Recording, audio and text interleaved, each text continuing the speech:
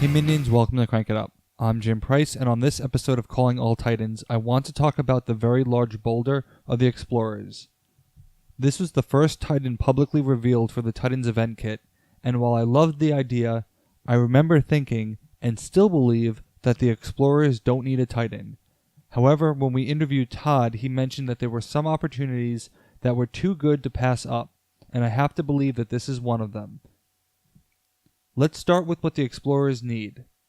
I find this faction to be very strong and versatile, and playing them is a blast. When it comes to skill sets a faction might have, no single faction should check off every box, but the Explorers come decently close. They have movement and some power bursts. They have extra plays in an unorthodox manner, by playing their minions first. They have a strong special, and you call this archaeology, and can even manipulate the base deck. They could use a bit more card draw, but the only glaring exception is that they have no destruction. If their Titan is a very large boulder, it's not going to give you extra cards.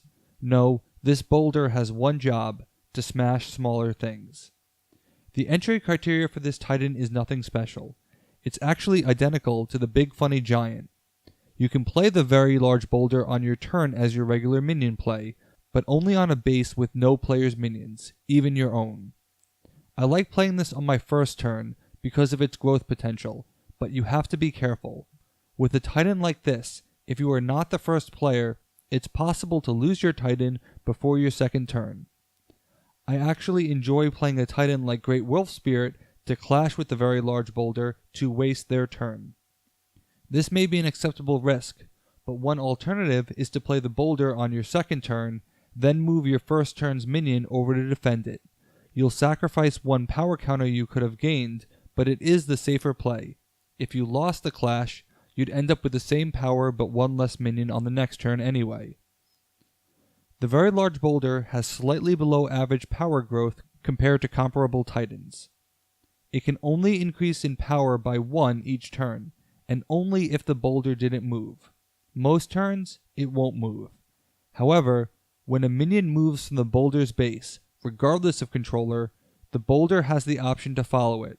If it does, the boulder must destroy a minion there with lower power than the Titan. It could be the minion who moved off the base, or a minion already there. It's possible you may be forced to destroy your own minion if it's the only candidate, but despite the destruction being obligatory, the movement is not.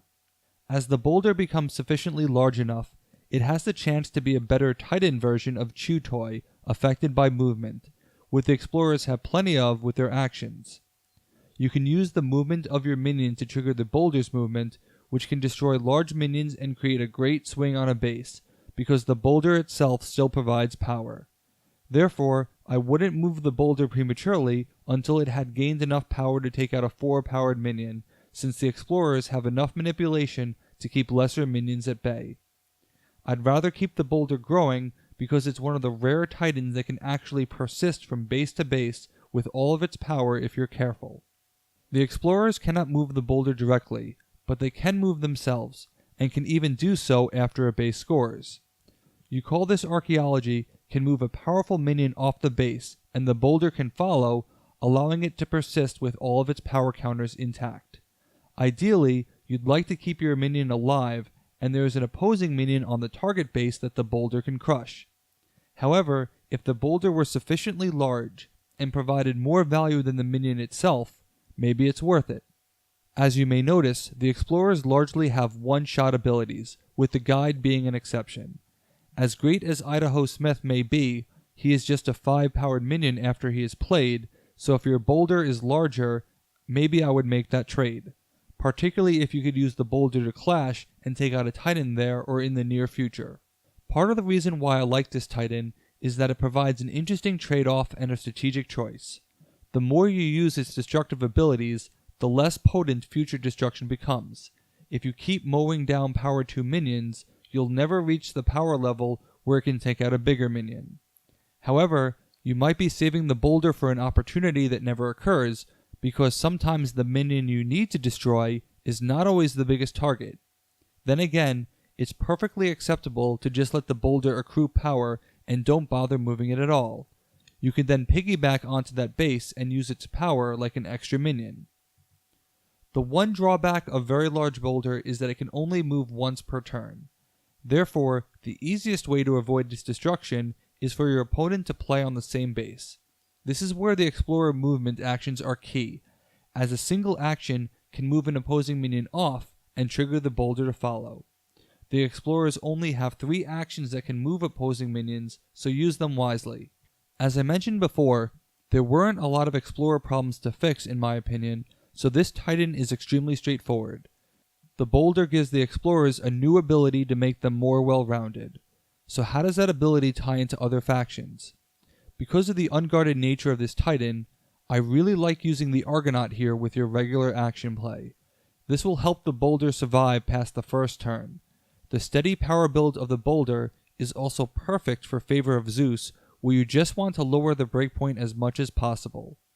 You can let the boulder stay on a base, letting other players think it is primed for destruction, only to use it for a cheap base closure. This combo works well in a way Rampage never did, because Rampage requires a minion, whereas Favor of Zeus just targets the base. I also like the boulder with the Changer bots, despite having their own Titan in Mergicon. I'm not sure if you could see the air quotes I just put around Titan, but trust me, they were there. There's a reason why Mergicon will be the last video in this series. Anyway, the Huffy movement can trigger the boulder to move, and you have a built-in backup plan with the Bruiser. The Bruiser is a 2-powered minion who cannot be destroyed. If the boulder is going to crush anyone, it's likely to be a 2-powered minion, so the Bruiser can be targeted and the destruction will fail. This way you never have to worry about inadvertently destroying your own minion. Just remember that if you activate Bruiser's talent first, you may open a spot for destruction if you do things in the wrong order. Keeping with the Indestructibles theme, the Astro Knights can create the same combo with Ghost Knight and Scoundrel. This is the perfect type of bait and switch, as you could have Scoundrel and another minion on the same base as the boulder, play Ghost Knight on a completely different base, and move the 3 over to Ghost Knight for an attack on an unexpected base, hopefully breaking it by yourself. Scoundrel and Ghost Knight on the same base plus the boulder makes for a great Titan clash, as Ghost Knight will either survive destruction or you will destroy a minion there, while Scoundrel plus the boulder will take out the Titan. Don't let the boulder's simple abilities hide its usefulness. In the worst case, it just gains power every turn. In the best case, the Explorers gain destruction and or more mobile power, which plays perfectly into their strategy.